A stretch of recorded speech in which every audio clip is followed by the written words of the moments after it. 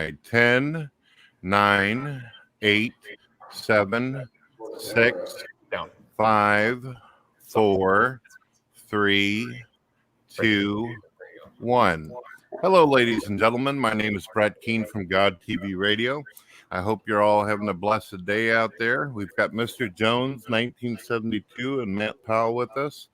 We've got a concept here, an email that Matt Powell gave. He says he wants to do 10-minute openings, 8-minute rebuttals, 30-minute open discussion, 5-minute closing statements, and perhaps a Q&A. How do you feel about that, Mr. Jones? Absolutely fine. You're cool with that? Yep. All right, so Mr. Jones, if you would like to, you can start. If you want to, you have 10 minutes to do your opening. Right. Can I share a screen? I can, I think. Sure. I recorded a 10-minute, about a 7-minute opening statement yesterday. So let's see how this goes. Hang on a sec. Whoop. Matt, is it okay if we wait until he shares and then start his time? Sure, no problem. All righty. Let me get that. Let me get that. There we go. Share screen. Video file.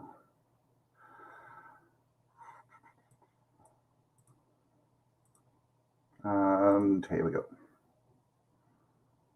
All right, let's see what we got here. This isn't going to be some nasty stuff, is it? No, it's just me talking and a couple of photos, and I have credited photos on each and every one. I am the first to admit that my knowledge. Yeah, is everything ready? Well, it's sharing on the screen. You're giving a wonderful smile. All right. All right, there we are. Oh, crikey. Hey, that's my buddy Aaron Raw in the background over there. Hey. Evolution is extremely limited. I've never claimed to be an. I don't know why it's jumping about a bit. There we go. Expert on the subject, nor have I claimed to have studied the subject to any. I don't know why it keeps pausing. I'm awfully sorry. Why is it pausing? I have no idea. Perhaps it's because you're running your video and running that at the same time. It can be tough. Right. I will try and fix it. If not, let's have another bash at this. Now I got to warn you both: $5 for tech support here if I got together. Standard, in light of this step. It's not going to work, is it? I don't think.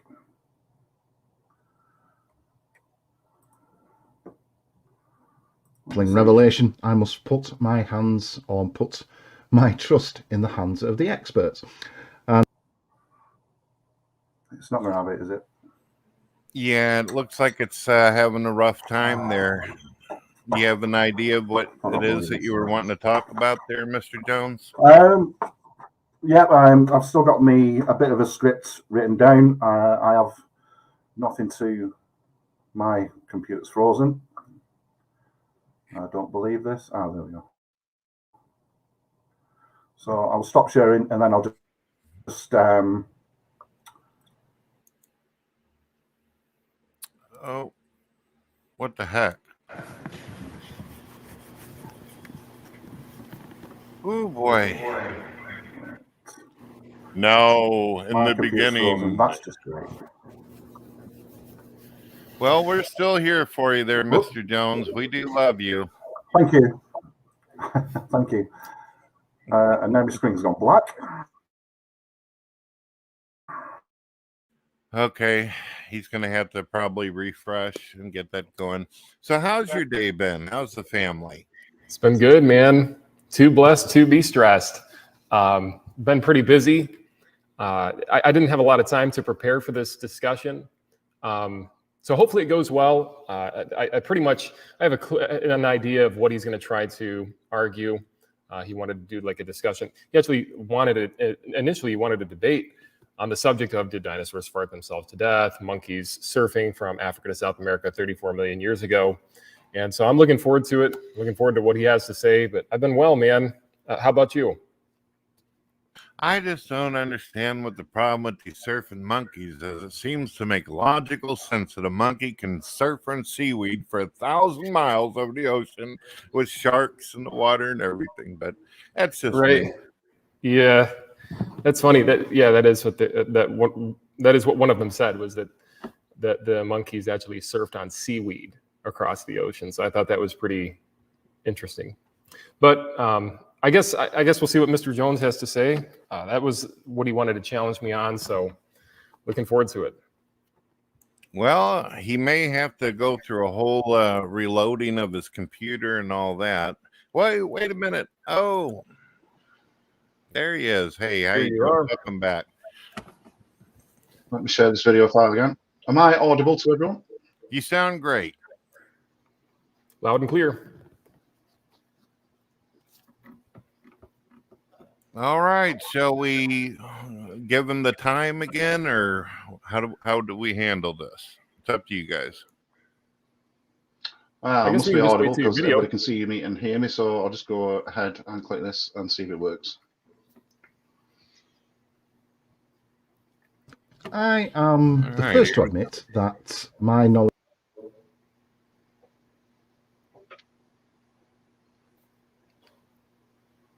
of evolution is extremely limited.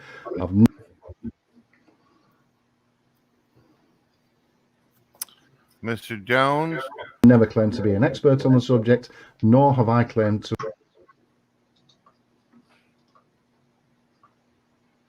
Come on, baby, come on. So are you trying to... I did promise not to use profanity, but I can't promise that anymore because of this damn thing. Academic standard out, in light of this. My advice would probably be to like download the video and play it. Startling revelation. I must put my hands on put.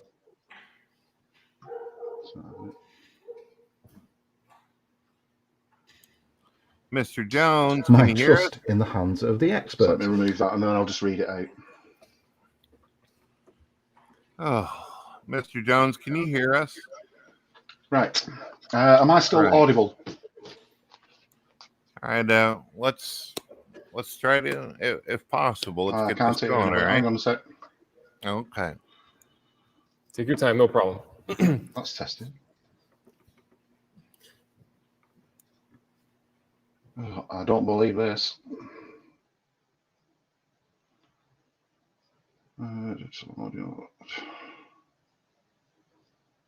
Yep. I can't hear a thing now. Oh, yeah, I can. Ladies and gentlemen, please be patient with us. We're doing the best we can. Oh, yes. Oh, yes. Am I audible to everyone? Yes, we can hear you. Good, good, good. Right. I'll have to read my opening statement. I'm awfully sorry. Video for one thing or another isn't playing. So, my opening statement. Now, I am the first to admit that my knowledge of evolution is extremely limited. I have never claimed to be an expert on the subject, nor have I claimed to have studied the subject to any academic standard. In light of this startling revelation, I must put my trust in the hands of the experts and list evidence that has convinced me that evolution is true and scientifically accurate. I say this with absolute confidence, as I have found no evidence to explain how life evolved other than the theory of evolution. My first piece of evidence is transitional fossils, and probably the best and most famous of these is Archaeopteryx. I did have some slides, but I'm not going to risk putting slides up. A genus of bird-like dinosaurs that lived between 150 and 125 million years ago in the early Tithonian stage in the late Jurassic period. Paleontologists view Archaeopteryx as a transitional fossil between dinosaurs and modern birds. I did have a slide, but again, I'm not going to risk it. Now, how do we know that Archaeopteryx and modern birds are related? Well, feathers, for instance, wings, the facula, which is the wishbone, and reduced fingers are all characteristics of modern birds. Again, I did have an image. In conclusion, there are enough similarities between Archaeopteryx and modern birds to convince paleontologists that they are indeed related. Another example of a transitional species is Pachycetus. We do know through fossil records that Pachycetus once walked on land, but how is it related to modern-day whales? Now, Pachycetus was discovered in Pakistan, lived during the Eocene period approximately 50 million years ago. And although it primarily lives its life on land, it is linked as a whale relative through its unique inner ear shape. Only whales have such an enhanced region of the ear called an auditory bulla. And Pachycetus had this too. This image, etc. I did have an image and it shows the evolution of Pachycetus to whale in a bit more detail, and I've obviously credited the source as well. Also, as before, that is enough evidence to convince paleontologists that Pachycetus is indeed the ancestor of modern-day whales. Now, on to why I wanted to have this discussion with Matt, and thank you, Matt, for accepting. Now, on to why I really wanted this debate stroke discussion. Matt Powell's claims that evolution teaches that dinosaurs farted themselves into extinction. It is my opinion that this is simply not the case. And I will show evidence. Well, I can't show evidence at the minute. And one of his citations is a woman in a dressing gown that we don't know the name of, and simply saying that dinosaur flatulence caused an ice age and that's why they died out. Now, does this woman have a name? Does she have any qualifications? I honestly don't know. But going on camera and simply saying dinosaurs gassed themselves to death is not good enough for me. I could make a video right now. I could address you guys right now and say a unicorn has just flown past my window. It doesn't make it true. Another citation that my good friend here, Matt Powell, uses is a clip from a news program that reads an article from Fox News. Now, the three British scientists in question, Ewan G. Nisbet, Dr. Graham Ruxton from St Andrews University, and co-researcher David Wilkinson from Liverpool John Moores University, did write a paper on dinosaur emissions in quotation marks, but nowhere in that paper does it claim that dinosaurs, or this caused the extinction of the dinosaurs. I was going to read a summary of that paper, but I won't do it. But in the summary, it doesn't mention dinosaur extinction. Another citation that Matt uses is a kid's cartoon. Now, I can't find the original clip, but I did manage to find a video several seconds longer than the clip that Matt uses. In those missing seconds, it implies that that cartoon is part of a longer video, and the fart segment is just one part of that video. It lists many different reasons of why the dinosaurs died out, and farting dinosaurs is apparently number 63. I've screenshotted it again. I can't use it. And on the image that I was going to show, I've credited Nick the T-Rex's YouTube channel. On his channel, it shows lots of reasons why the dinosaurs died out. One example, or one video, shows a dinosaur on a trapeze. Crazy. So it's clear that none of these so-called theories should be taken seriously. Now on to the final reason why I wanted this discussion to happen. Surfing monkeys, I think one of our favourite topics. Fossilized teeth of the Eucalypithecus monkey were found in Peru. The teeth are from a newly discovered species belonging to an extinct family of African primates known as Parapithecids. Fossils discovered earlier at the same site in Peru offered the first proof that South American monkeys evolved from African primates. So, how did they get from Africa to South America? The theory is that they got there on floating masses of land, not rafts, logs, or lumps of seaweed. And I do agree with Matt, the idea sounds implausible and a bit daft. So, they got to South America, in my opinion, on enormous land masses. I was going to show a video of the Panama Canal where an enormous land mass is floating down with trees and vegetation, and the trees are still upright.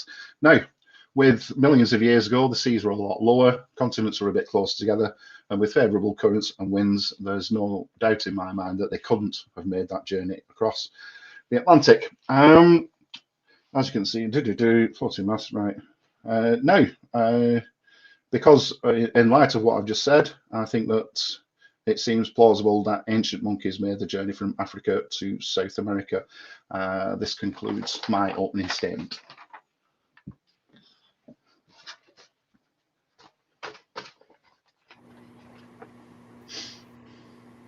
And I can't hear anything. Hey.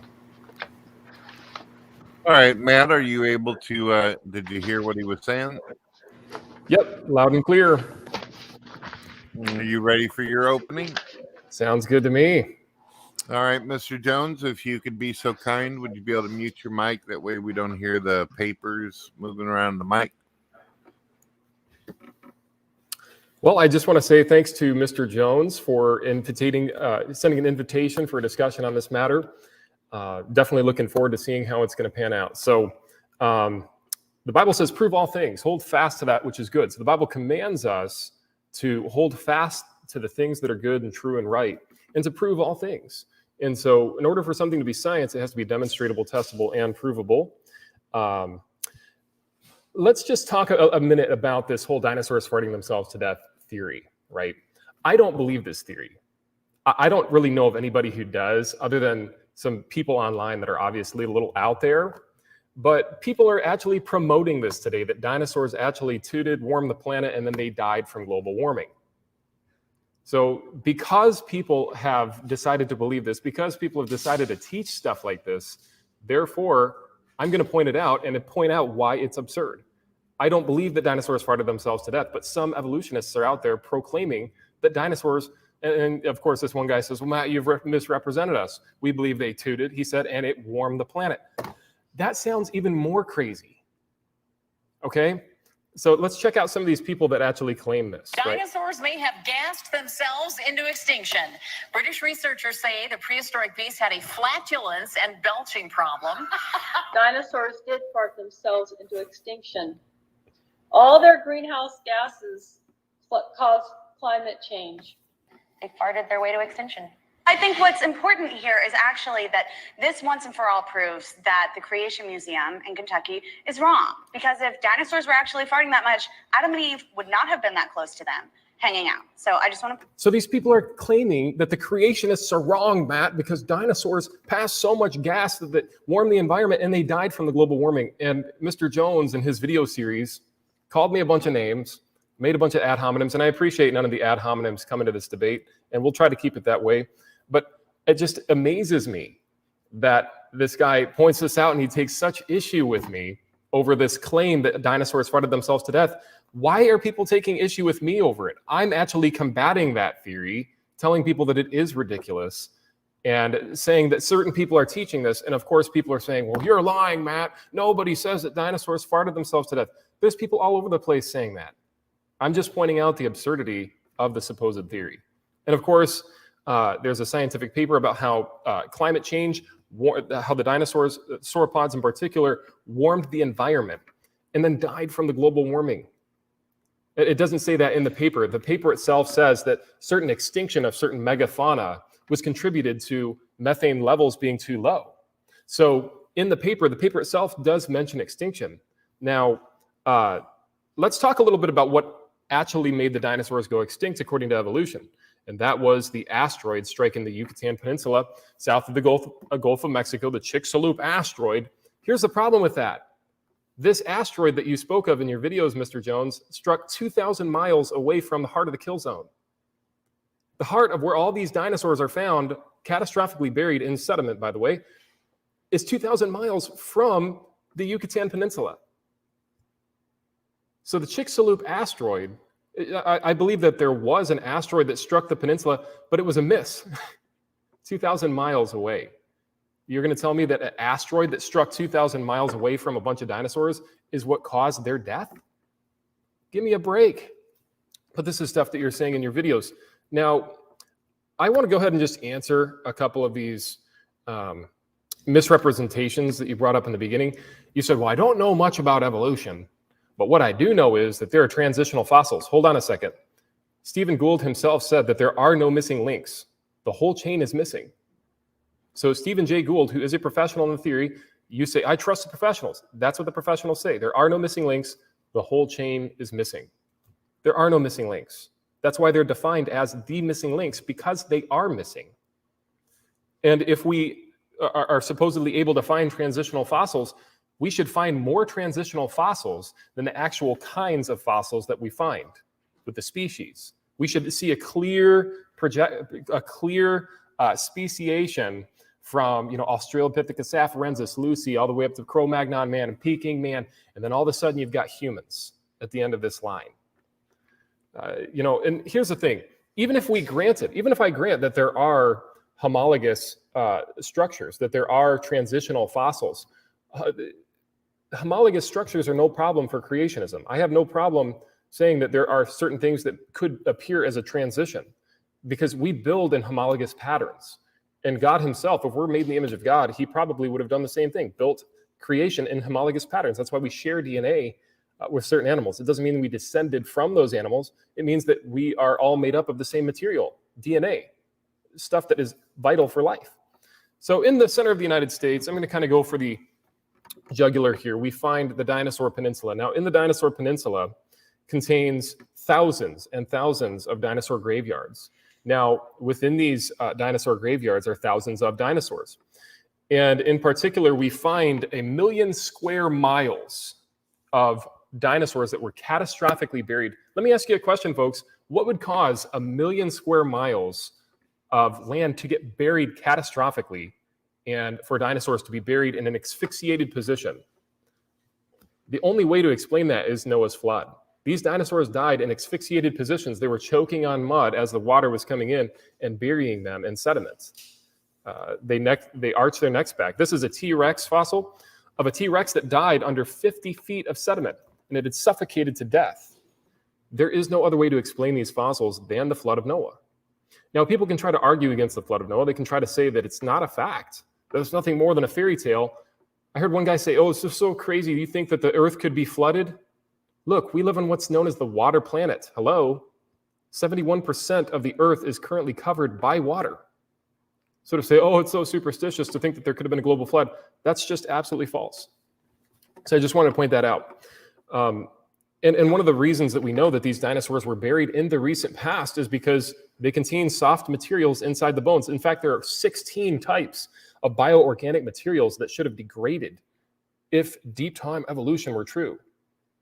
16 types: histones, blood cells, blood vessels, hemoglobin in the blood cells. You're going to try to say that iron cross-linking could preserve this for 65 million years? That's absolutely false. Absolutely false on absolutely every level. We know that dinosaurs lived recently because of bioorganic material that would have biodegraded over the deep time of millions of years. I'm not saying all this to come off as some arrogant person or something. I know that I speak in a way that is just very straightforward and to the point, but I would rather offend people with the truth than comfort them with some buttered over message. Okay, this is the truth. We find over 16 types of bioorganic materials, skin pigments, blood cells, blood vessels. We even find histones inside of dinosaur bones. You can't tell me that this lasted for 65 million years. Evidence doesn't lie, and bioorganic material will always degrade over time. We find plant life inside of dinosaurs contained, perfectly preserved inside of dinosaur stomachs even. Again, is this stuff going to last for 65 million years? You have to ask yourself that. Now, the column that he was appealing to in his open statement is known as the Geologic Column. And they say that we all evolved from a sponge, and that over time, over generations and variations of change in allele frequencies, that we all of a sudden became human. So you go from the goo to you, the zoo to you, and so forth. Well, the problem with that is that this geologic column, if you actually look closely at the rock layers, you can tell they were all laid down in one event.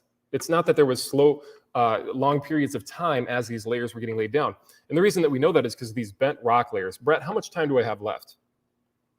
You have a few more minutes.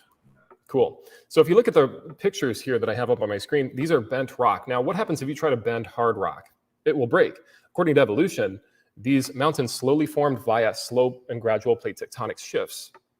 Well, if that were the case, these rocks would be bent, or would not be bent, they would be crumbled rock. You cannot bend hard rock. Yet we find perfectly bent hard rock all across the world in these mountain ranges. This is just great evidence that These were all laid down, and then plate tectonics pushed them up, and then they lithified together all those layers in one event. And another reason that we know that, and you can see beautiful photos here of these bent rock layers, we have trees connecting all of the layers. You can't tell me that these layers were slowly laid down over millions of years in the Paleozoic, Mesozoic, and Archaeozoic ages, Mr. Powell. This is all absolutely falsified. Absolutely false. And this would wipe out the whole idea that we evolved from a sponge as well via transitional fossils, that they can't even name one. You refer to Archaeopteryx. Archaeopteryx and what's the other one? There's Archaeopteryx. There's also one that they refer to for land to sea animals. Look, you should be finding hundreds of thousands. You should be finding millions of transitional fossils. Lucy, I believe, was a fossil that was found scattered, a bunch of different fragments scattered over a 200-mile area or a 2-mile area. And yet they put it together. They couldn't even tell what it was, but they just concluded this must be the ancestor of all humans. Absolutely false.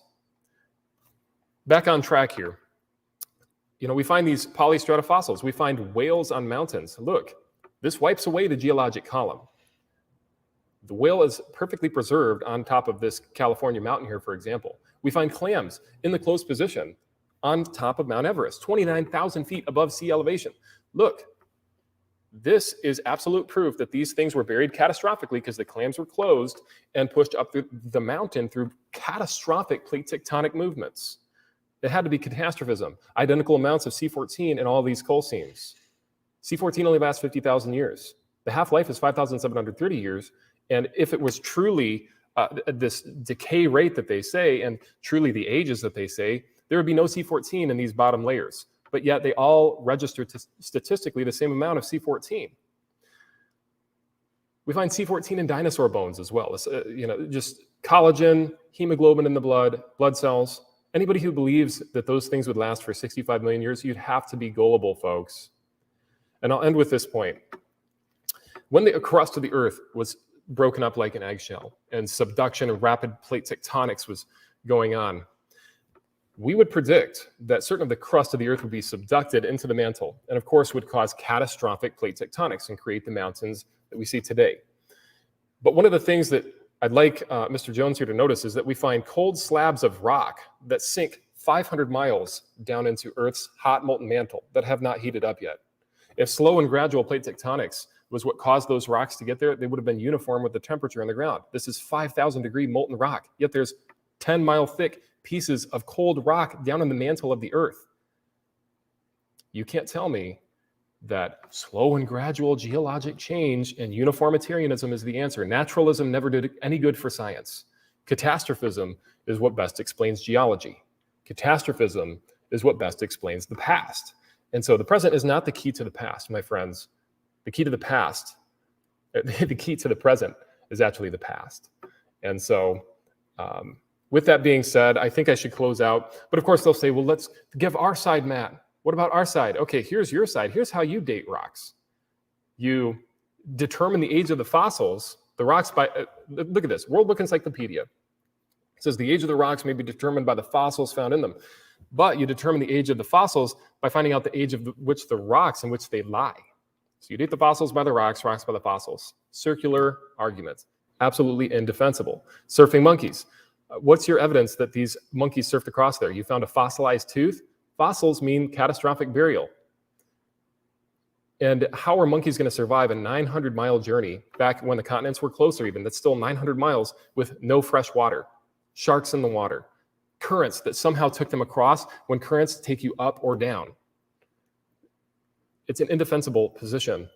And I think that that should be pointed out and made very abundantly clear. God bless. All right, ladies and gentlemen, the next section that we're going to be working on here is 30-minute open discussion. Well, weren't we going to do not cross-examination, but rebuttals? Rebuttals, so 8-minute rebuttals. Okay. I was looking at how you had it categorized. Had 10-minute openings, 8-minute rebuttals, 30-minute open discussion, or do you want to go straight to rebuttals? Let's do rebuttals. I'm easy either way. Rebuttal sounds good. Okay. Evolution teaching dino facts. No, I didn't learn that at school. My children didn't learn that at school. I don't know any school that teaches dino facts as part of why the dinosaurs died out. I can only find stuff like that on YouTube. It's not in any schools that I've ever seen before, or any colleges or any universities. I never said that you believe that dinosaurs fight themselves to death. I said that's what you said evolution teaches. I did mention the paper, and it doesn't mention dinosaur extinction at all. I mentioned meteorites. Yeah, a massive meteorite. If you remember the Chernobyl disaster back in the 80s, that covered thousands and thousands of miles. So in my mind, an asteroid hitting the planet will affect something thousands of miles away. It will kick up a lot of dust, it will pick up a lot of iridium, and it will block out the sun. And that's the asteroid theory, which was on the same page as a book that you quoted.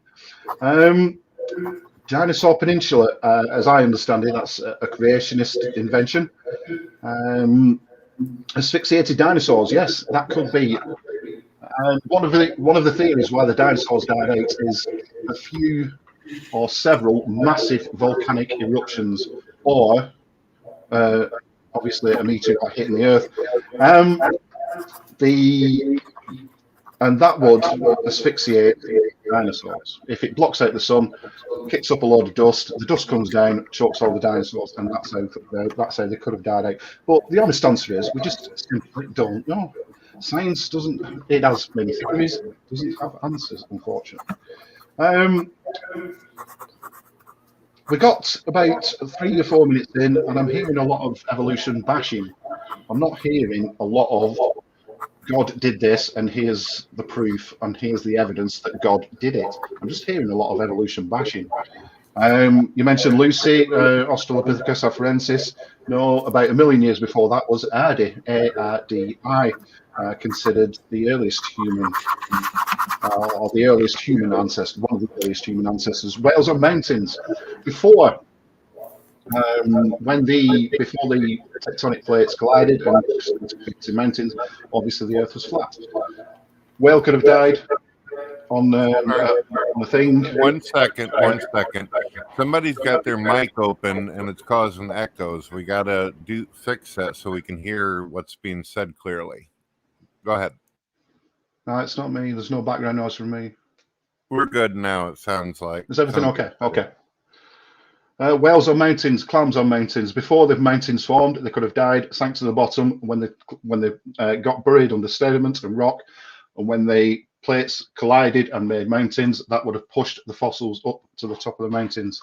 Fossils dating, yes, radiometric dating. I don't know much about it. Sometimes fossils are dated within the rocks that they're found in, but sometimes they also date fossils completely on their own using radiometric dating. You seem to have a problem with circular reasoning. God said he did everything in 6 days. Where does it say this? It says it in the Bible. Is the Bible the word of God? Yes, it is. Again, that seems like circular reasoning to me. And that's, I think that's the end of my rebuttal. Thank you. All right, Matt. Mentioned Matt. Thanks for accepting, or thanks for agreeing to do this. Sure thing. Yeah, so actually, I'm going to just answer your stuff real quick, and then I'm actually just going to continue this. So let's see. Schools don't say this. Yeah, I never said in this debate that this discussion that schools are out there teaching that to people. Never said that about the dinosaurs farting themselves to death. Let's see. That this asteroid, you said that this asteroid would kick up a lot of dust, and that's how they got buried, was dust and maybe some volcanism included. Well, I'm sorry, they're buried with sea life. They're buried with crustaceans. They're buried with fish. They're buried in mud, sedimentary rock. So they were buried in the mud that killed them, the mud that was washed up. And let me ask you a question, folks. What would cause a wave to encompass the entire United States, or at least half of the United States? What kind of catastrophic event would be able to do that and bury those dinosaurs with sea life, with crustaceans? So that's what you're leaving out. Yes, you're taking certain things that are accurate into account. Was it volcanism? Absolutely, there was widespread volcanism during the flood. So of course we would expect some of that to play into there as well. But the fact that you find sea life in there is kind of the dead giveaway that it wasn't just some asteroid striking up a little bit of dust and that's how they went extinct. No, they were buried with sea creatures. They were buried in the center of the United States, and they were buried in the heart of a kill zone via choking on mud, choking on the mud that buried them. And so, like I said, the asphyxiated positions, along with the sea life and crustaceans that are buried with them and fish, it's a dead giveaway. And then also, you mentioned radiometric dating. I mean, that was one of the last things that you mentioned. Radiometric isotopes can be created in a lab, and the next day they date as millions of years old. So is radiometric dating true? Absolutely not. Radiometric dating is 100% false. In fact, in 1980, Mount St. Helens erupted, and it created igneous lava that flowed down the side of the mountain. And when it had lithified, some scientists took, and 10 years after it had lithified, they sent the rock samples, 5 different rock samples, to 5 different laboratories known as the Geochron laboratories, all of our best. And the ages that they came back with were astounding. The first rock came back as 340,000 years old. Now, keep in mind, this is rock that's less than 10 years old, but it was radiometrically dated. The second sample came back as 350,000 years old. One sample came back as 900,000 years old. One sample actually came back as 7 million years old. Now, remember, this is the method that Mr. Jones here just referenced as being reliable method to date the crust of the Earth. Absolutely false. The last sample came back in that study as 2.8 million years old. No rock of known age has ever been dated accurately. So if we can't rely on radiometric dating to tell us the actual dates of rocks of known age, rocks that have lithified in the recent past that we've seen, how can we trust them for rocks of unknown age? Okay. And then number 2, you're assuming that when the rock solidified that there was no daughter element present in the rock. You're assuming that there was no contamination. You're assuming that the rate of decay has always been the same as it was in the past, as it was in the present. So you're assuming all of these things. I'm sorry, science is not based on assumptions. Science is based on facts, statistics, that which we've demonstrated to be true. So I could not honestly even consider radiometric dating because there are so many false assumptions that go into it that completely falsify it. Like I said, you can create new radiometric isotopes in a lab, and the next day they date as millions of years old, brand new isotopes. So if we could reshare my screen one more time, guys. I'm just going to continue this. So that answers pretty much all of the falsehoods that you just spoke there. And this is misinformation. I feel like I have to deal with this because this is misinformation that constantly gets brought up. You didn't address that monkeys are freshwater animals. They could not drink salt water. It would have killed them. Even P.Z. Myers, when he responded to me on this matter, he said, look, he said, these monkeys must have been so thirsty getting off at the raft at South America. They must have been thirsty and hungry. Even P.Z. Myers knew that they are not saltwater animals. They are freshwater animals. It was salt water back 34 million years ago. So you have to justify them surviving over, I believe, 50 days without any water, with sharks in the water. And you got on video and said, surfing monkeys, surfing dinosaurs. Matt, it's perfectly plausible. My friend,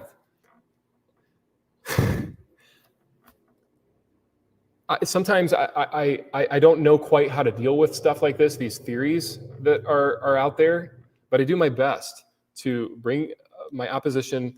There's one guy who said that they rafted on seaweed. That sounds even more crazy. And I know that's not your position, but let's get back on track here. Let's talk about some actual legitimate science. Now, according to your model, it takes 10,000 years to get a fossil to form. Yet we find fossilized ripples of water. Now, keep in mind, surface areas smooth out very quickly. Is a surface area of water ripples going to sit there in the ground for 10,000 years waiting to be fossilized? Really let that sink in. We find fossilized raindrops. We find fossilized tracks. Again, these surface areas had to be buried so quickly and protected so quickly in order to be preserved. And if I'm incorrect on this, I am compelled by reason to change my position. See, that's the difference between me and evolution. If I'm wrong, I can change. If something with evolution is wrong, it's protected by law and cannot be thought outside of within the classroom. If you do think outside of it, you will get mocked. You will get ridiculed. You'll lose your funding. People say, you're in this for the money, Matt. False. If I wanted to be popular, I could come out as an atheist tomorrow, one of these non-believers, and declare, I don't think there is a God. I lack belief in God, and make a bunch of money. A bunch of people would support me. Now, here's how your model, and I'm not sure if you're aware of this, explains these tracks that are fossilized. They actually expect us to believe in the evolution timeline that these dinosaurs dove down into the water and that their footprints didn't get smoothed out by the water. Sometimes I just feel like, I don't even know what to say. Look, it's like me going back to my childhood Lake Superior, and looking for tracks that I had made when I was 5. They're not going to be there. They would have smoothed out. But they expect you to believe in this textbook here that those tracks did not get smoothed out by the water, but they just slowly sat there and fossilized. False. Your model also says that rodents cross South Atlantic. The reason I'm pointing these things out is because we are comparing two models here. We're comparing the creation model to the evolution model. You have to prove why creation is false. That's what science does, is we falsify certain theories. We're in this to falsify things. I'm not here to prove creation to you, although I could very easily, whether you accept it or not. You said you're not presenting any proof for creation. Okay, here's some proof right now. The fact that time, space, and matter is here right now is proof that God exists. The fact that you and I are able to have this conversation is proof that God exists. The fact that matter and energy is around us is proof that God exists. Or it's proof that nothing caused nothing to explode or expand, as you guys like to say, which is just a hermeneutical game to make it sound a little better, and then expanded into everything that we have today. Either nothing caused the explosion in the beginning, or somebody created everything in the beginning. If there is no God, that means nothing would have had to cause nothing to explode. Look, evolution is defined as change in allele frequencies over time. Descent with inherent modification. Look, these modifications that we're seeing even today are deleterious. A mutation is even deleterious by the very definition of what it even is. So this is information that we need to make sure to give clear examples of, and we need to make sure to leave no rock or stone unturned. How much time do I have left? Are we pretty much at the end here? Mr. Jones, do you feel that you have anything to say about what he has said? And if you want to also come back with whatever he says, it's okay. Sound good, guys? So are we doing a 30-minute open discussion at this point? It's up to you guys, really. What would you like to have happen here? I'm easy either way. I will work around anything. I guess let's just go into the open discussion. Can do. I'd just like to ask, it's not, evolution doesn't disprove creation. Evolution is, like you said, it's descent with inherent genetic modification. It really couldn't give a monkeys what creation does or if creation exists. And I'm still hearing a lot of evolution bashing, but I'm not hearing any. Well, I heard your version of what's of your God's existence, and that's time, space, and matter. But couldn't any God have created that, or is it just your God? So, are you conceding that there's a possibility for God right there? No, I did once in a discussion with Brett Keane, but then I've read up on everything, and I still maintain that the Big Bang Theory is the best explanation of how the universe. Yeah, but are you saying that it's possible that God created the universe? No, I'm asking you. No, I'm asking you. I'm saying that just because, right? Say you debunk evolution, does that prove creation? Well, it proves that we didn't get here via mutations. No, does it prove creation? That's what I asked. Absolutely, Does it prove either creation? we appeared via absolutely, because either we appeared via magic, just out of nowhere, poof, or we were created. If we did not evolve, we were created. I mean, that's why isn't scientific knowledge right there. Well, why isn't there another option? Why is it always created? Go ahead and give another option. Either nothing created the universe or something created the universe. Give another option. There is no other option. Either God created the world. Yeah, but that's what I'm saying. Yeah, that's what I'm saying. I'm saying you're asking me for another option. There is no other option. Either time, space, and matter magically pop into existence. Yep, sorry. Gentlemen, if you speak at the same time, the audio becomes all gargly and people can't hear you out there. Sorry about that. You guys have been doing great, so please just wait until the other person. Is there any way of turning the volume up on here? I can't. All right. Mr. Jones, let me ask you this. Do you believe that an explosion out of chaos produced order? No. Okay, well, an explosion out of chaos would be defined as this, and Stephen Hawking said, and I quote, that if the expansion rate would have changed by 1 part out of 100,000 million after the Big Bang, just 1 second after, nothing would exist. So 1 out of 100,000 million chances is pretty chaotic, right? Yeah, it is, but scientists can be wrong. Science is a self-correcting process. So are you admitting now that it is an explosion out of chaos that produced order? No, I'm saying it's a rapid expansion out of the Big Bang Theory is a rapid expansion from an intensely hot, dense singularity. So what caused the explosion? We don't know. That's a simple answer. We don't know. Okay, but what do you think is more likely then? Intelligent design or nothing causing it to explode? Well, we don't know, so we can't say it's nothing caused something to explode because we simply don't know what happened just before the Big Bang. We simply don't know. So do you believe that everything existed, all the planets, stars, galaxies, and oceans, as energy inside the Big Bang in an infinitesimally small dot? No, because the Big Bang Theory doesn't teach that. I've heard you say on video that all the water. And I've heard Kent Irving say that all this water and all the animals and all the things and all the rest of it were condensed into this tiny little dot. And it's simply not true. The Big Bang Theory doesn't teach that. It was a hot, dense singularity that rapidly expanded. We didn't even have light for the first 300,000 years. We didn't even have any stars for millions of years after that, and we obviously know that that planets come from stars. So stellar evolution hadn't taken place yet. Stellar evolution. Not for a few million years, no.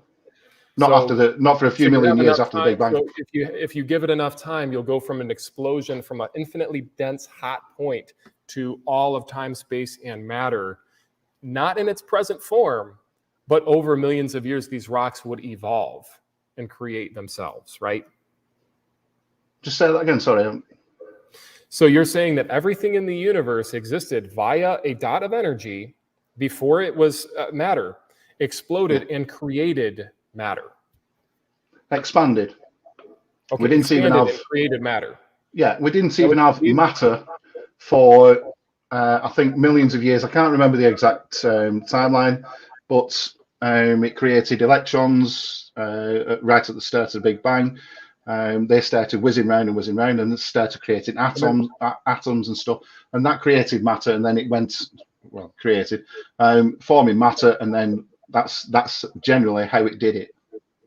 Okay, so then millions and millions of years later, after the 2 million years of rainfall, and we have the primordial soup come into play, I heard you say in a video that it was likely that lightning struck Earth, and that was where the first single-celled organism emerged. That's one of the theories. Yeah.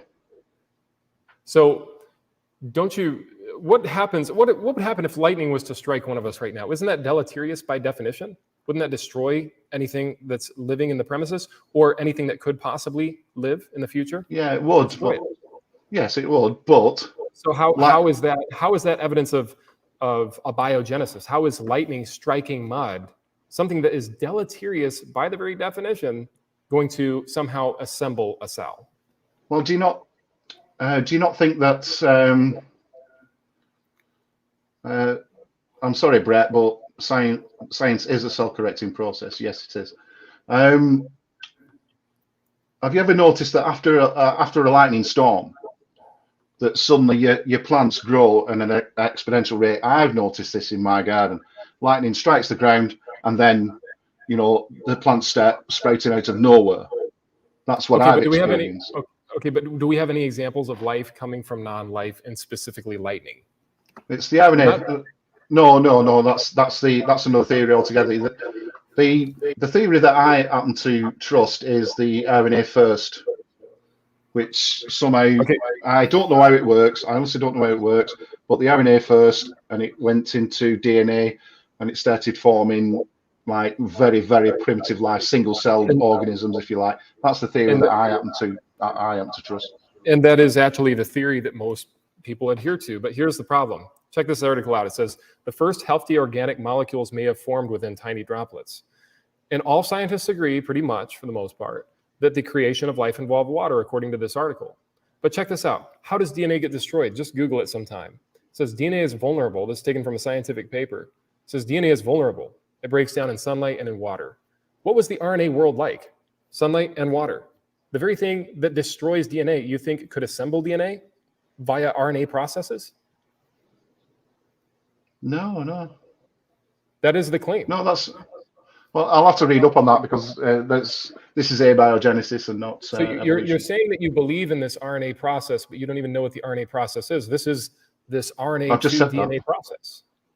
Well, I've just said that I don't understand the full the RNA to DNA. Yet you're here defending it and saying that it's logical and rational, and I'm pointing out where. Yeah, but it's still not evolution, though.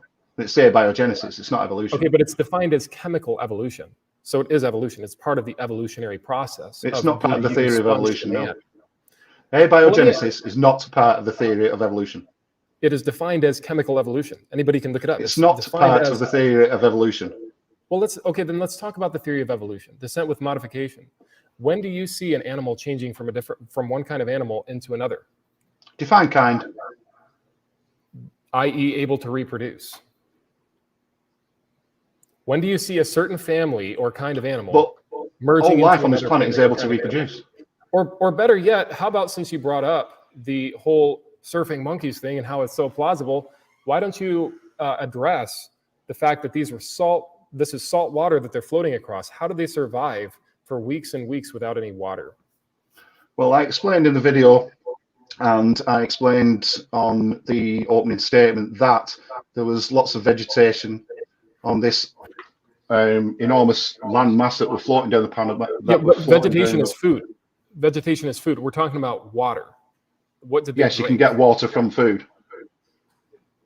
So now you're okay. Grass contains water. Lettuce is 90% water. Bananas contain water. Fruit contains water. Okay, correct. But where's your evidence? We contain water. Are going to take them north or south? Is it going to take them 900 miles across the ocean? Well, I'm not saying the very first monkeys jumped on a raft and then surfed across. I'm not saying that it was a raft. You're arguing that it was a vegetation. A floating mass. A floating mass. Yeah, I'm not saying that one group of monkeys jumped on a raft and the very first journey carted them all the way across the Atlantic Ocean. I'm not saying that. I'm saying there could have been many, many land masses that snapped off, and one of them, 1 out of 10, could have made it across. I'm not saying they all survived. So what? Okay, but what did they drink? There was no fresh water. You're saying that somehow they stored fruit with them? No, I didn't say that at all. Mats? I didn't say that. What I said was that because again, we simply don't know. But this is the best theory, as it were, that seems to fit the facts. We found fossilized teeth in Peru. We know that they originated from parapithecids in Africa. So how did they make the journey from Africa to South America? Now, the best theory is that they got there from a landmass that snapped off from Africa and got all the way to South America. I'm not saying the first one did it. I'm not saying the second one did it. But what I'm saying is that masses of vegetation can snap off and sustain 1 or 2 monkeys, if you will, that got across. I'm not going to argue that vegetation mats cannot be snapped off of certain places and carry certain pieces of vegetation and so forth, biological organisms, across certain areas. Of course, we've observed that. But 900 miles. 900 miles. Really let that sink in, ladies and gentlemen. You're actually advocating that for 900 miles, they rafted across on a vegetation mat. And let me ask you this. You never actually addressed really any of my arguments about fossilization. I addressed every single one of yours, but you never addressed you're bashing evolution. The dinosaur preserved tissues. How do you think that these tissues were preserved? Do you think that they really died out 65 million years ago? Mary Schweitzer, a devout Christian, I understand. What's that? Say that again. Mary Schweitzer, a devout Christian, discovered remains of blood cells in dino fossils. Later discovered soft tissue remains in T-Rex. The specimen was pregnant when apparently the T-Rex died. Poor bugger. Can I just ask Brett King before you start? Brett, Yes, are I'm you here. there? What's up? I thought you was going to remain neutral, I am. but I He can see isn't in the saying side chat anything, my here. friend. I can see I in the have- side chat here, Matt is correct. Chemical evolution refers to changes in things that need not be capable of reproduction. I thought he was going to remain neutral. Well, I thought I wasn't supposed to speak up in voice, but I'm just typing over here. I am correct. It is defined as chemical evolution. I mean, you can say, Yeah, well, but it has chemical nothing to do- evolution is not part of the theory of evolution. Yes, but it is a theory within evolutionary theory, if you will. No, it isn't. Because it is defined as, well, then you're just not educated on this topic, because anybody can go to Google and look up chemical evolution, and the first thing that pops up is the synthesis of original life, the synthesis of the first single-celled organisms, the synthesis Well, that's of RNA, abiogenesis. DNA. Mr. Jones, I apologize if I've offended first- you. I will remain out of text as well as voice from now on, okay? No, I'm not saying you remain out of, I'm not saying you stay out of side chat. I'm just saying you remain neutral as you said you would be. All right, well, I So- apologize if that upsets Thank you. you. I will not do it again. Thank you. So, Mr. Jones, you mentioned Mary Schweitzer, right? And I don't know if you know this, but when they were actually excavating these bones, the stench of death was still there in the Hell Creek Formation. They reported that they could still smell the stench of death. And within these dinosaur bones contained blood, hemoglobin in the cells, as well as Remains of blood vessels and stretchy material. So how could this stuff last for 65 million years if your model is correct? Well, I don't know. I'm not, like I said, I'm not trained in. I said it right at the top of the thing that my knowledge of evolution isn't up to scratch at all. But this is Mary Schweitzer. Okay, fair I enough. did read up on Mary Schweitzer, and she said she discovered remains of blood cells in dino fossils. Later discovered soft tissue remains in T-Rex. Now I don't know how long. I don't know how soft tissue survived in T-Rex. I honestly don't know. But you think it's plausible to believe that it survived for 65 million years with differentiating temperatures in the ground and sitting there within the Hell Creek Formation? That's what you're left in the with. light of any other evidence, then yeah. You'd have to defend that blood cells lasted in the ground, and you're defending this right now, for 65 million years with proteins and also dinosaurs that have grass inside of their stomachs. We've even found dinosaur feces, Mr. Jones, with Yes, I know.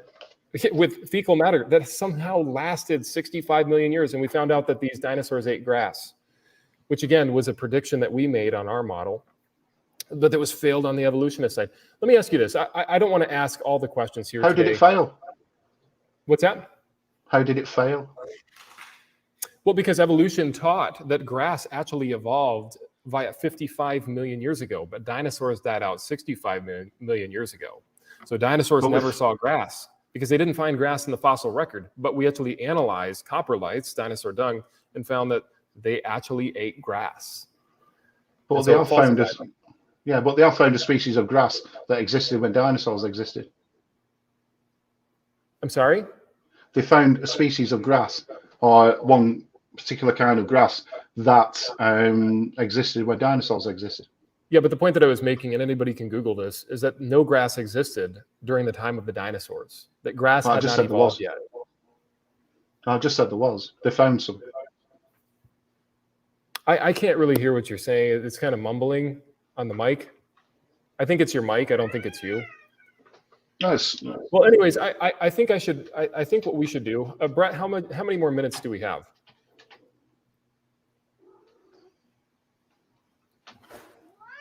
Hello, Brett, you there? Brett.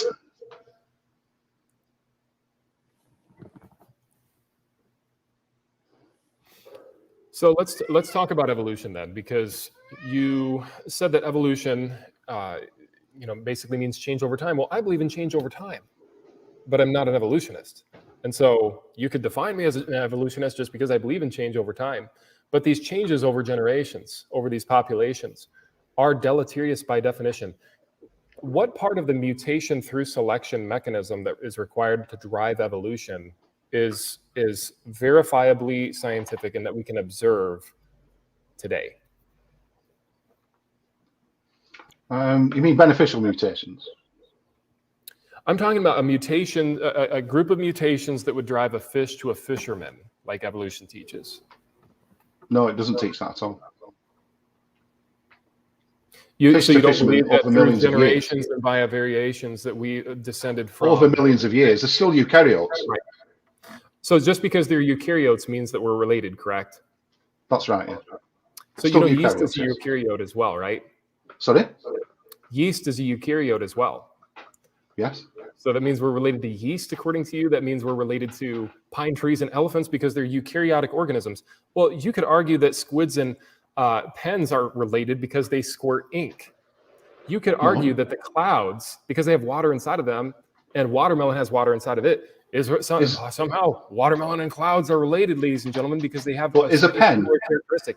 In your opening statement, you literally said dinosaurs and birds both have a very, very similar wishbone. Therefore, they're related. I'm sorry, that is not evidence. Is a pen a eukaryote? Say that again? Is a pen a eukaryote? Is a what a eukaryote? A pen. You mentioned squids and pens. A pen is not a eukaryote. I'm just pointing out, and neither is an octopus. But I'm just saying that just because certain things have similar characteristics doesn't mean that they come from common descent. It's just common ancestor. From common ancestry, common descent. That they share a common ancestor because they have. Why not? Yeah, why not? Because, well, for one, we only see animals producing within their families. And then number two, if we look at the genetic makeup of certain animals, for example, the Y chromosome of a human versus the Y chromosome of a chimp, we have a somewhat similar Y chromosome. Well, evolutionists have concluded that based on the Y chromosome analysis, that somehow we descended from chimps because we have a similar Y chromosome. Well, look, we have more in common with a gorilla's Y chromosome than a chimp's Y chromosome. So does that mean we descended from gorillas? No. It means that we share certain DNA barcodes with certain of the creation that's around us because we're all coded with the same code for life via DNA. So, of course, we would expect there to be similarities. We'd expect for certain organisms like ourselves to be eukaryotes. So what? Big deal. It doesn't prove that we are related to pine trees or elephants or yeast. It's the burden of proof is on you to show how we are related just because we're eukaryotes. No. Let me ask you this: is a red squirrel and a gray squirrel the same kind? I'm sorry, you're coming in and out so much. Can you? Is the red squirrel and the gray squirrel the same kind? I would say so. Why can't they interbreed? Because when populations reproduce, what happens is when these certain kinds reproduce, reductive traits come into play. For example, you might have a set of parents that will actually produce offspring that are interfertile. It's not an example of evolution, my friend. This is an example of a reductive process to where they can no longer reproduce, something that we would predict in the creation model. But they're the same kind. And in the Bible, it says the animals of the same kind will bring forth after their kind. But you just said that red squirrels and gray squirrels are the same kind of animal. Yes, but certain kinds will actually. So your Bible's wrong. Where they can no longer. I'm explaining. There are certain kinds that get to a point where they can no longer interbreed because they have diversified and because entropy has occurred to those organisms. It is reductive. So what you're claiming is proof of evolution, or even possible. This is how we drive evolution: is speciation. Well, number one, they're still part of the same family or genus, and then number two, these organisms are reductive when they can no longer be interfertile. That's reductive by definition. That's part of the fall. That's part of sin. That's part of mutations entering in and making it so certain creatures can no longer interbreed. It goes perfectly with our model. The burden of proof would be on you to explain how you go from the goo to you, or even from ape to man via mutations. Well, I've still not had an answer, because does the Bible say that animals will bring forth? I asked you a question. Excuse me. Still don't have an Excuse answer. me. Just one sec. I don't know. Personally, I don't know how we got from it. Just the theory of evolution teaches that we was all eukaryotes, and eukaryotes produced eukaryotes. I explained to you why that's wrong. Just because we are eukaryotes and pine trees are eukaryotes doesn't mean that we share a common ancestor with pine trees. It means that we're all made up of the same genetic, of similar genetic material that is code for life, because we all live on one planet. The way that these genes are expressed are very different. And the way that the certain barcodes of DNA in us are expressed are very different than that of a pine tree. Just because we have that we are eukaryotes doesn't mean that we descended from a common ancestor with a pine tree. It means, Why? I mean, you look at the differences Why? versus the similarities, and the differences well outweigh the similarities. Why? No. Why are we not this? See, start from eukarya. I've made some notes. Where are we? I mean, I understand what you're trying to say, Mr. Jones, and I'm not trying to be down on you. But look, you could literally argue that me and another animal, let's say a cat, have a common ancestor just because we both have eyes. That is literally the argument that you're presenting in this discussion. No, it isn't. You're saying that because we're eukaryotes, because we have a certain type of cell, therefore, and that we share this certain type of cell with another creature, therefore we came from common ancestors. We're related, yes. Yeah, so would you make the same argument about having eyes or 5 toes or let's say family size? I mean, where do you draw the line on this? Well, this it depends which which. lines on paper. This is nothing more than propaganda. Well, it depends which taxonomic category you want to come from, because the domain, which is at the top of the tree, is eukarya, which is eukaryotes, and then it goes to animalia, and then the phylum, the class, the order, the family, the genus, the species. But right at the top of the tree there is domain. And I'd still like to get an answer to this question, because you said something about mutations, but you said that the same kind of animal. Why can't red squirrels and grey squirrels reproduce? I already explained that to you twice, but I'll explain it to you again. They are interfertile because of the fall, because of reductive evolution. See, we are devolving. You believe we are evolving. We're becoming better. But this proves that these kinds of animals, they're actually becoming reductive in a sense. They can't reproduce anymore. That means that is not evolution. That is de-evolution by definition. Evolution doesn't mean better. Evolution means descent with inherent genetic modification, Yeah. but those modifications need to be able to make it so they can survive in a new environment. Now, keep this in mind. I believe that microevolution is true. Yes, we adapt to our environments. We will make changes, but that is because of heterozygosity that's been built into us. And when these red and gray squirrels, they can no longer be interfertile, that's just an example of heterozygosity going from heterozygosity to homozygosity, to where they can no longer reproduce. It doesn't mean that we all descended from a common ancestor. It means that things are becoming worse over time and we are becoming less and less fertile as a population. I mean, we've even looked at sperm cells in male humans, and from generation to generation, we're losing sperm cells. We're losing the ability to reproduce. From generation to generation, entropy is occurring. We have 100 to 200 more mutations than our parents had, Mr. Jones. What that means is that we are more mutant than them. We die from mutations. These mutations are defined as neutral, but they cannot be weeded out by natural selection. So if mutations building up in populations over time continues over these generations, we will go extinct. And that's why evolution is false. It is not true. It is falsified at the fundamental of what a mutation even is. The very thing that's supposed to drive evolution. The very model that you're proposing proposes that mutations are what caused us to evolve from literal fish to land-dwelling animals, all the way up from Lucy, all the way up to mankind. Well, is this it? Are we done evolving? No. I don't want to take up all the time. I'm going to turn it back over to you. You once said that rocks conceived. Do you still believe that? Or I do evolution not believe teaches that. rocks conceived? Well, actually, we know that evolution teaches that because it is, like I said earlier, it's defined as chemical evolution. And then number two, I can actually show you a paper that actually explains this. So I'm going to go to the paper right now, actually. A paper that explains how we descended, that we wouldn't even be here. The title of the paper is that you owe your life to a rock, Mr. Jones. And of course, this is one of the things that you brought up in your videos as a supposed lie that Matt Powell and Kent Hovind spew, but it is common knowledge. I'm going to look it up here. The title of the paper is, You Owe Your Life to a Rock. Here it is. This is the title of the paper. You owe your life to a rock. The title of the paper is, You Owe Your Life to a Rock. How is this looking? Here it is. Oops. All right. Sorry about that. You owe your life to a rock. Let me get this back over here. Sorry about that. Okay. Let's see. You owe your life to a rock. Erosion of metal-rich granite long ago set the stage for multicellular organisms.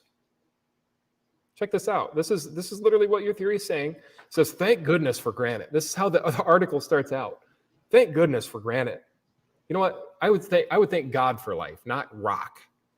Thank God that we're alive. Thank goodness for granite. If not for the formation and subsequent erosion of large quantities of metal-rich granite on a supercontinent. What is going on? If not for the formation. Folks, all right, check this out. Multicellular life would not exist.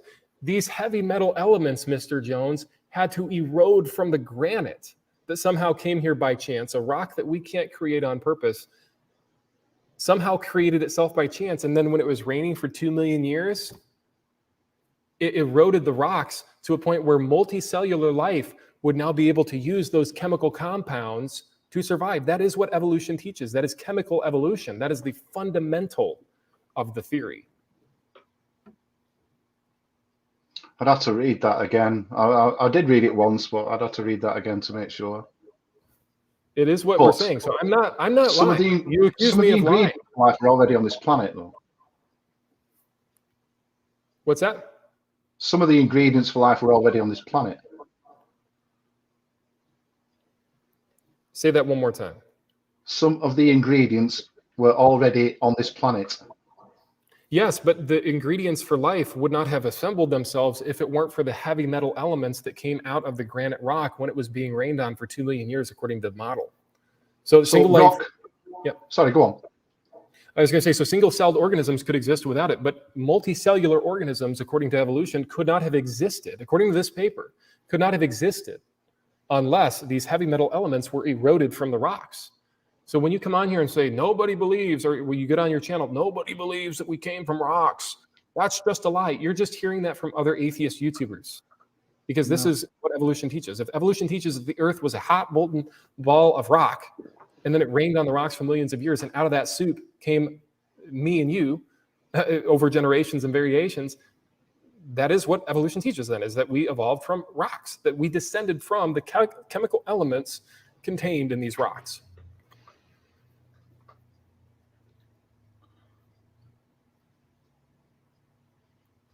So that is the model. I'll have to read up on that because I didn't anticipate that question. But isn't it just? I'm not trying to be down on you, Mr. Jones, but isn't it kind of not a good thing to get on video and to bash me and say Matt Powell's a liar? He's just making all this stuff up. He's disgusting. When I have sources for everything that I brought forth today, sources for literally every claim that you said I've lied about. I've brought sources forward for. So I would just encourage you to make sure to do research before you jump onto discussions like this, and don't call me a liar for making a certain claim that has been verified in this discussion, because it is a true claim. This is the model. The rock thing, no, I don't believe for 1 second, no, because I think you're oversimplifying. Because you said on video that a rock. You said on video. I was quoting the paper. You said on video that a rock conceived. What I said was... Can you tell me how a rock conceives? Can you say that again? I can barely hear you. Are you asking me about how a rock conceives? You said on video, a rock, they believe, your exact words, they believe a rock conceived. Correct. You tell me how, you tell me how a rock can conceive. I don't believe it can conceive. But you said it did. But here, okay, but no, your model is claiming that it did because it rained. No. You said it did. On the rock, and the rock, within that rock, heavy elements came out, and then we evolved from those heavy elements. That means that we were conceived from rocks. It's not hard to figure out. Not conceived at all. It's a total misrepresentation. You're trying to oversimplify things, and it's ridiculous. It is not a misrepresentation. It is complete misrepresentation. Well, you said a rock conceived. How does a rock conceive? Then let the viewers decide. The viewers can pull up the article for themselves that says in the title of I'll pull it up myself. You owe your life to a rock. That's the title. I'll read the paper. But I'm asking you right now, how does a rock conceive? You tell me. I don't believe that it did. What does it say in the paper that a rock conceived? What does it say in the theory of evolution that a rock conceived? At this point, we're just arguing hermeneutics. You're moving the goalpost. I'm not moving the goalpost at all. I'm not moving the goalpost at all. I've explained. You mentioned rocks. You on this many times. Gentlemen, let's relax. Let's try to do it one at a time here. That's fair enough. You mentioned rocks. You said a rock conceived on one of your videos. You said that this is the theory of evolution. This is what it teaches. A rock conceived. You tell me where in the theory of evolution does it say a rock conceived? The reason that we know that according to evolution, a rock would have conceived is because, and I've explained this many times, I'm going to explain it one more time and then I'm done. Because these heavy chemical elements that were contained in the rocks were rained on and were eroded out of the rocks. And then those heavy chemical elements were what made our life possible. So yes, the title of the article is You Owe Your Life to a Rock. And that is what they are saying. They say, thank goodness for granite or we wouldn't be here. They're saying we descended from rocks. They're saying that life came about via spontaneous generation, via soup. And you said that the RNA world was a good mechanism to rely on. That's the one that I personally buy into is the RNA world hypothesis, which I debunked just about 30 minutes ago, just by reading the paper to say that DNA and sunlight and water destroys DNA. So how is life going to assemble itself in sunlight and water on rocks? Explain that to me. Well, I still haven't had an answer about how a rock conceived. A word does it say? I've answered you 3 times. No, you didn't. 3 times on this. No, you didn't. How does a rock conceive? How does a rock produce an egg? Mr. Jones, I'm not going to answer you again. I will say how does a rock produce an egg? How does a rock produce sperm? How does a rock reproduce? A rock. How does it reproduce? A rock conceived RNA via erosion of the granite, erosion of the chemical analysis, the chemicals, the heavy elements in this article that were eroded, that somehow conceived, that somehow assembled themselves in sunlight and water, the very thing that destroys DNA. I can't even believe that we have to have discussions like this, because you should be able to just say, okay, you know what? Sunlight and water destroys DNA. I'm throwing it out. But you'll still sit here and argue, well, why are you saying a rock conceived? I'm not saying a rock conceived. There are people out there. What's that? You said it on one of your videos.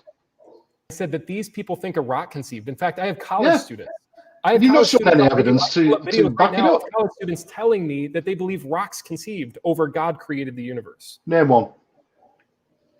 I was at Arizona State University and I interviewed them. And in fact, I could show you the interviews of them saying, yeah, we believe we came from rocks. Oh, please do. Please do a video about it.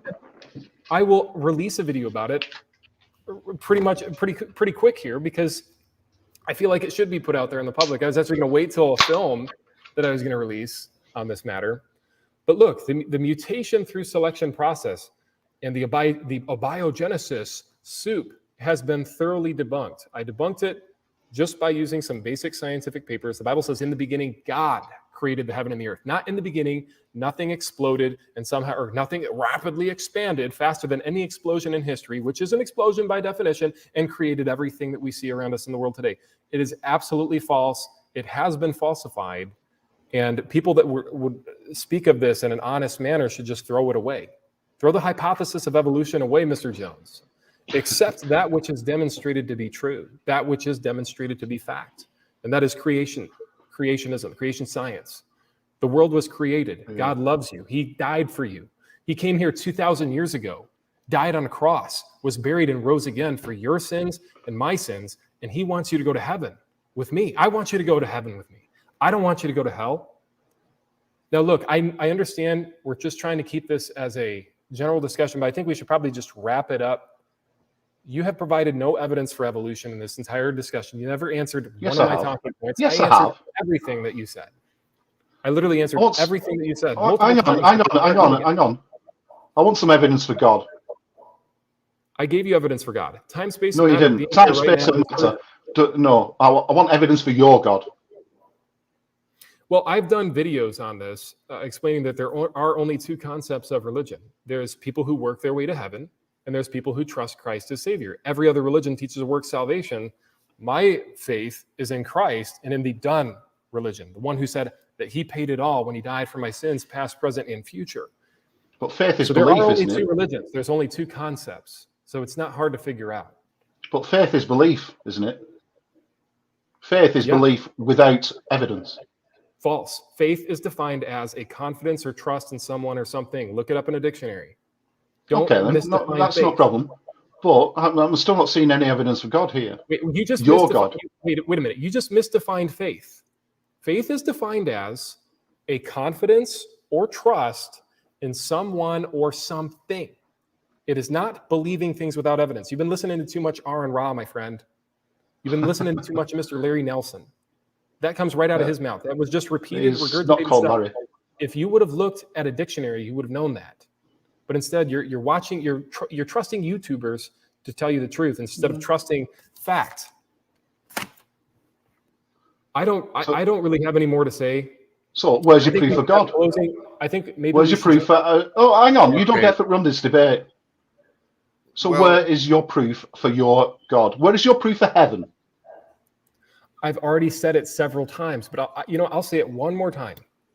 The fact that time, space, and matter exists is proof that it either A, came into existence via magic, uncaused, or that B, somebody caused it. And what does it say that? Time, space, and matter had to be outside of time, space, and matter. Timeless, spaceless, and immaterial. And if it is timeless, spaceless, and immaterial, and could bring something as big as the ocean itself on this earth into existence, that requires power and intelligence. To be able to design life requires power and intelligence, i.e. intelligent design. It is in your opinion. No, okay, explain to me how 1 out of 100,000 million chances happen by chance. I'm still waiting for evidence for heaven. I'm still waiting for evidence for God. Simply saying that time, space, and matter exist is not good enough for me. Simply saying it says it in the Bible isn't good enough for me. That's okay. That's on you. That's not on me. I already explained the model. If you want to reject the model, that's fine. I'm not rejecting the model. I'm asking for evidence of the model. Gentlemen, we were doing a 30-minute open discussion, and then it went way over 30 minutes. And I appreciate you both having patience and endurance for that, but it's just going to go on and on and on.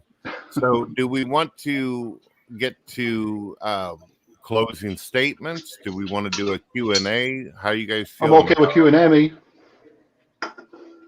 Q&A sounds good. Do we have any questions in the chat? Well, we should have a closing. We should just have closing statements. Just a real quick wrap up. You want to just do 2 minutes, Mr. Jones? 2 minutes each? No, I'd rather go into Q&A. All right, fair enough. Now, Mr. Jones, would you have any issue if I ask any questions? Not at all. Okay. Mr. Jones, if it is not your belief that you come from rocks, then what did you come from if there was no God to guide it? I explained it earlier on. I don't know much about it, and I said this earlier on. I think that the RNA first is probably the best theory of where we came from. Okay, let's see. But if that's we've got- abiogenesis. That's not evolution. Okay. Does anyone out there have a question that they want to ask? I mean, I myself, I have questions, but I want to give other people an opportunity.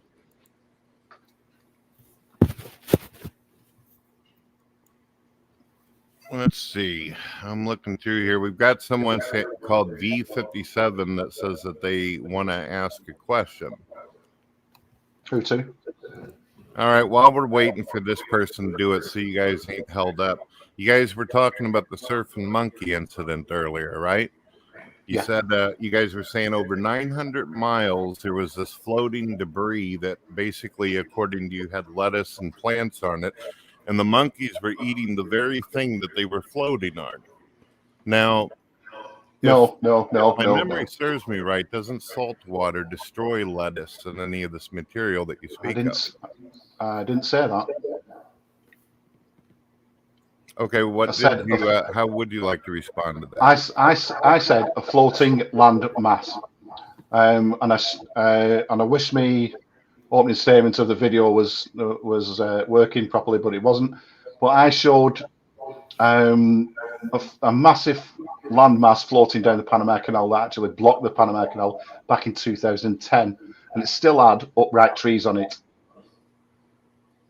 And this land mass, it could have just snapped away. I'm not saying it could be several meters thick, this land mass that snapped away, but we just simply don't know. Do you mind if I comment on it real quick, Brett? Of course, this is you guys' debate. You do things the way you want.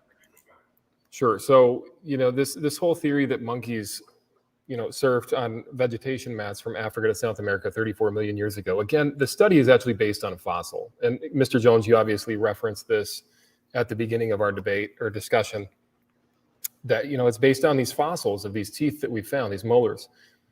The problem is that fossilization, again, is about conditions, number one. And then number two, it would have been catastrophically buried somehow.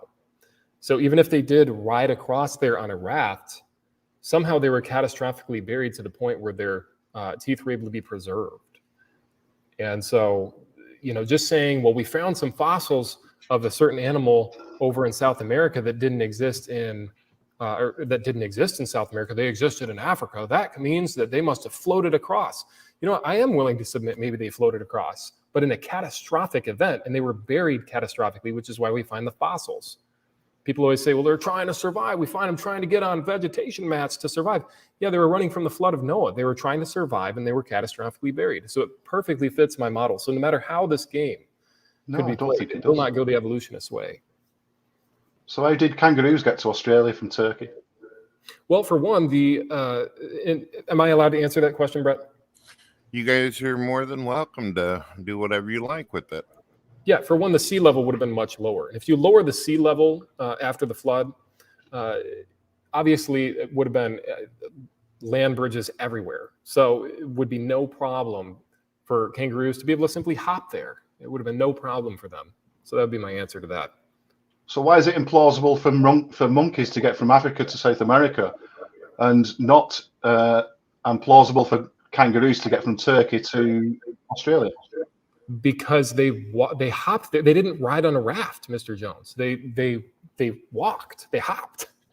They hopped across while the water was subducted. It wasn't as high as it is today. The sea level hadn't risen as much. Remember, this is post-flood, immediate post-flood. They would have been able to get there. So the sea levels were lower from Turkey to Australia, but they weren't lower from Africa. They were only lower in one part of the world. You're conflating two different models. So the creation model says that there was a flood. The evolution model says that the present is the key to the past. So remember, you have uniformitarianism, which means that these monkeys would have surfed across on water because it is peaceful voyage, right? Because it wasn't catastrophic according to evolution. But according to my model, the way that those kangaroos would have gotten to Australia they would have simply went via land bridges that would connect from Australia to Turkey, if you will. And so that would be the best answer on that. So You guys kangaroos ready and for another the question? marsupials as well, the koala bears, and they hop there as well, did they? I'm not. What did you say? I'm sorry. Are you guys The ready? marsupials, the other marsupials, the koala bears, they hop there as well. Well, if there's land connecting, it wouldn't be implausible at all. They travel. Animals So travel. why couldn't there have been land connecting Africa to South America? Because in the model, and I could pull up what the continents looked like back then. The continents would have looked like this 65 million years ago. Let me pull it up here. Let me just pull it over here. Yeah. This is what the continents would have looked like. So there were no land bridges that you can see here. So where are the land bridges from Turkey to Australia? Mr. Jones, I've explained this. No, you just said right on your. And isn't this a Q&A where the viewers ask us questions, right? So maybe we should. I know. No. You don't get away with it that easily. You've got that slide up. You have got that slide up now, and you just said that land masses don't exist between Africa and South America. You can't see any. 65 million years ago. This is. But I can't see any land masses during that time.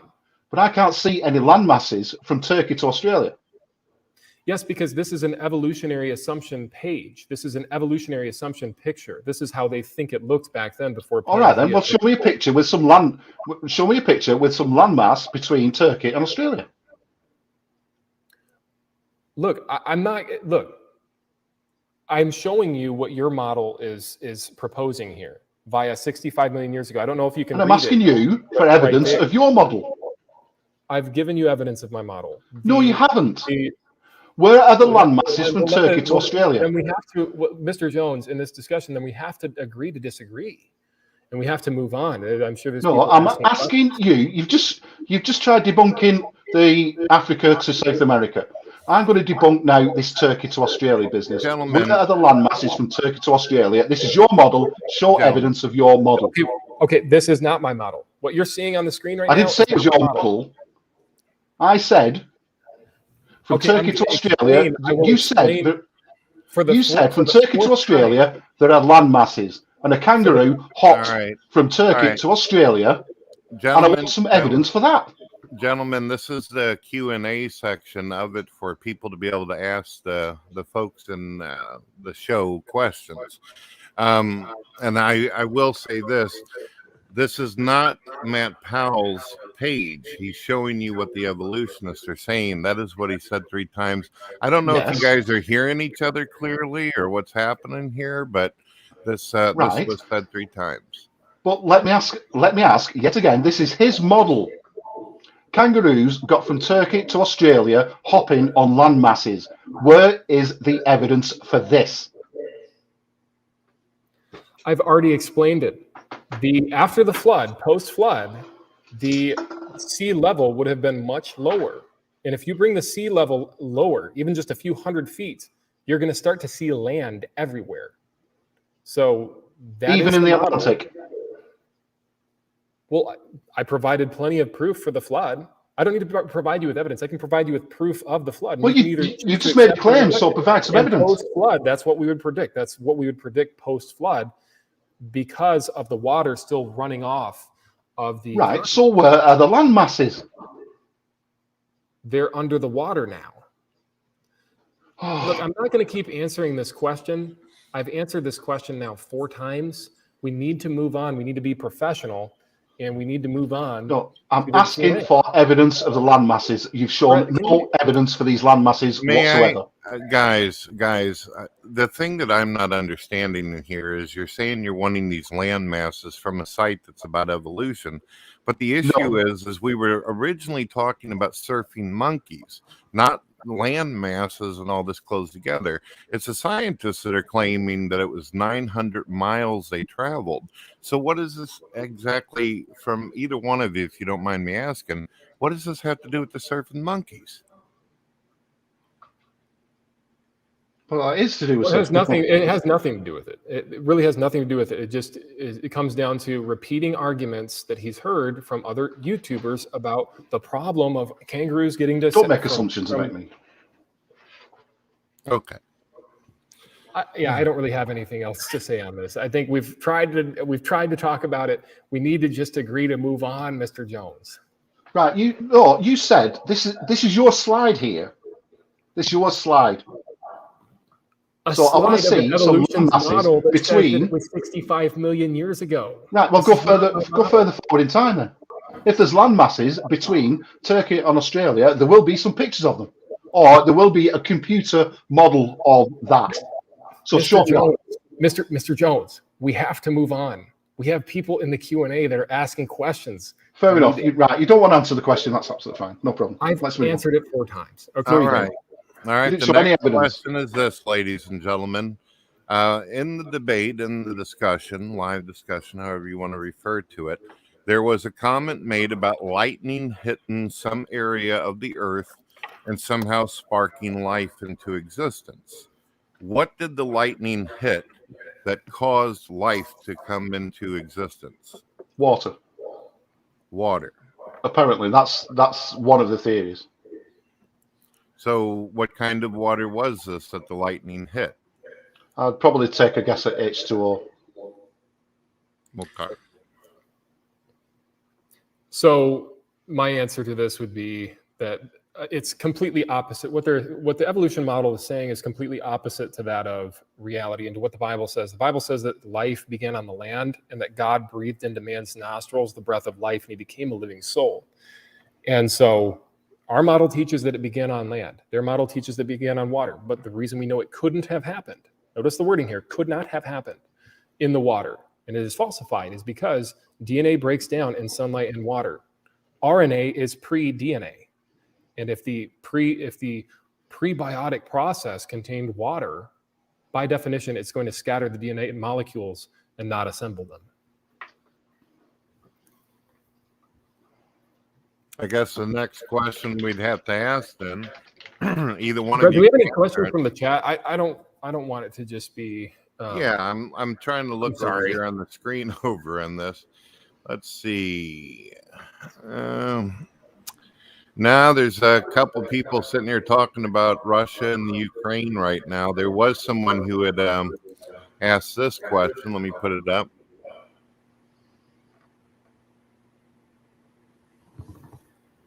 Do you see it? Yeah, I can see it. It's just small on the screen. What does it say? Matt, you claimed something? Matt, you claimed a possible land bridge. Got any evidence? So it's the same question that Mr. Jones asked. The evidence is that after the flood, post-flood, immediately after, that the sea level was lower. And if you lower the sea level, even just a few hundred feet, there are land bridges everywhere. The sea level is increasing over time via the water running off of the mountains and off of the land. It would increase the sea level. And so it's not a problem for our model whatsoever. That's the answer. Okay. Okay, do we want to do closing statements? Because apparently people have gotten sidetracked about the Ukraine and Russia. All right, we should do closings. You can go first, Mr. Jones. No, you go first. I went first on the opening. Okay, well, how long should we go for, Brett? Just a couple minutes? You guys do what you feel on it.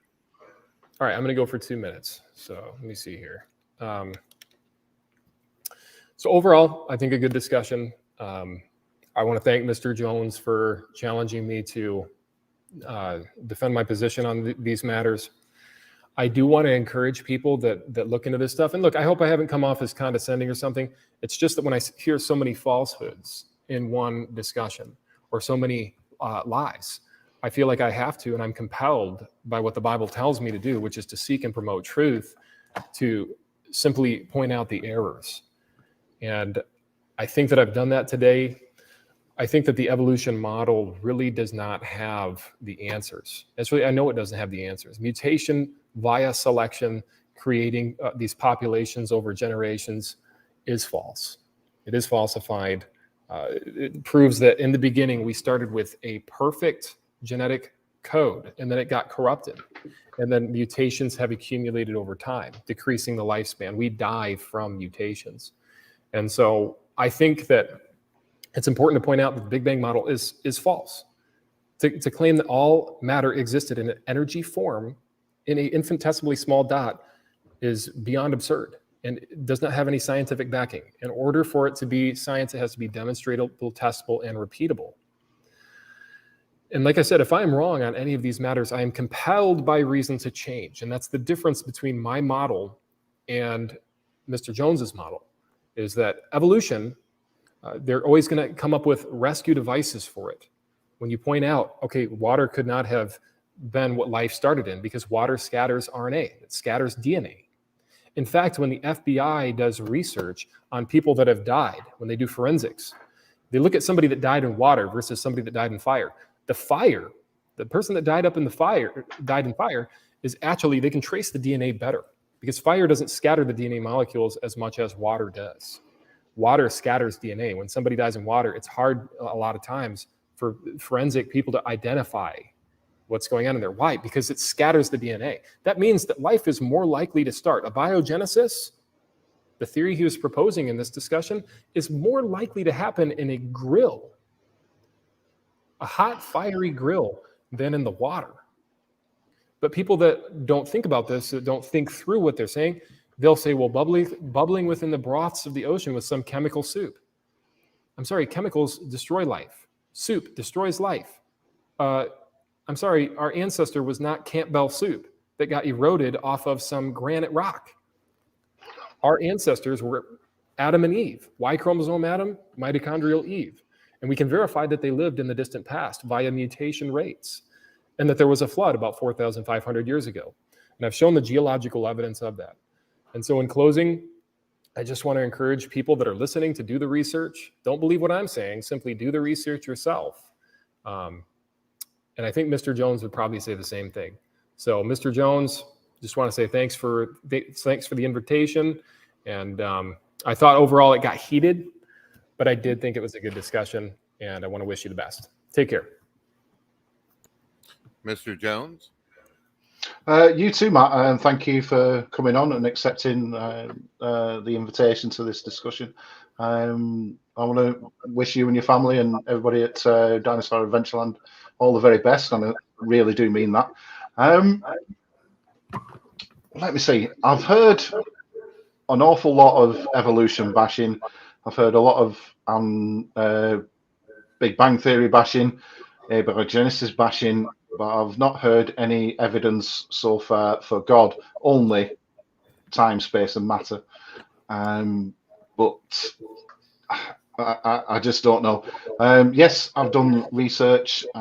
Yes, I went to Sunday school when I was a kid, read the Bible, and I questioned the Bible when I was a kid. I asked, how can snakes talk, and and all the rest of it, the usual stuff when you're a child.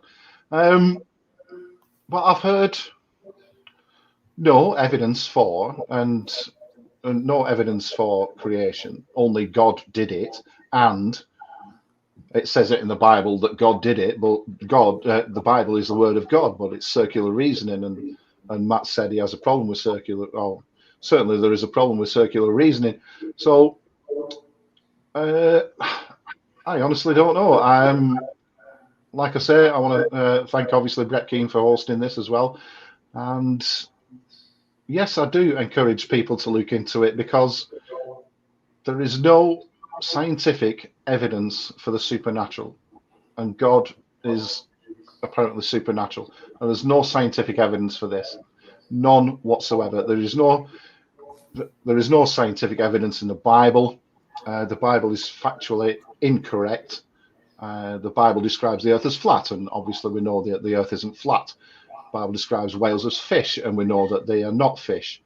Why would God put whales in the sea and make them breathe the atmosphere? It seems crazy to me. But